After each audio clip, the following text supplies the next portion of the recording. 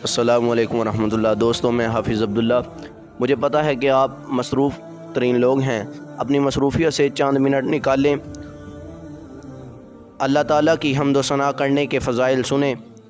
احادیث میں اللہ تعالیٰ کی حمد و ثنا کرنے کے بہت فضائل بیان کیے گئے ہیں، ان میں سے 3 درج ذیل ہیں۔ حضرت انس بن مالک رضی اللہ تعالی عنہ سے روایت ہے، نبی اکرم صلی اللہ علیہ وآلہ وسلم نے ارشاد فرمایا، اللہ تعالیٰ بندے کی اس بات سے خوش ہوتا ہے،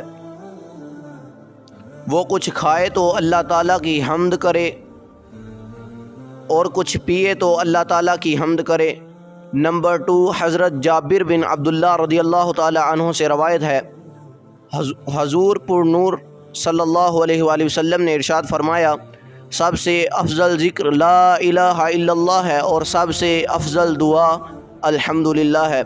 نمبر 3، حضرت انس بن مالک رضی اللہ تعالی عنہ سے روایت ہے، حضور صلی اللہ علیہ وآلہ وسلم نے ارشاد فرمایا، جب اللہ تعالیٰ اپنے بندے پر کوئی نعمت نازل فرماتا ہے اور وہ نعمت ملنے پر الحمدللہ کہتا ہے تو یہ حمد اللہ تعالیٰ کے نزدیک اس دی گئی نعمت سے زیادہ افضل ہے۔ دوستو، اگر آپ کو ویڈیو اچھی لگی ہو تو لائک کریں، کومنٹس کریں، چینل کو سبسکرائب کریں۔ شکریہ۔ السلام علیکم ورحمۃ اللہ۔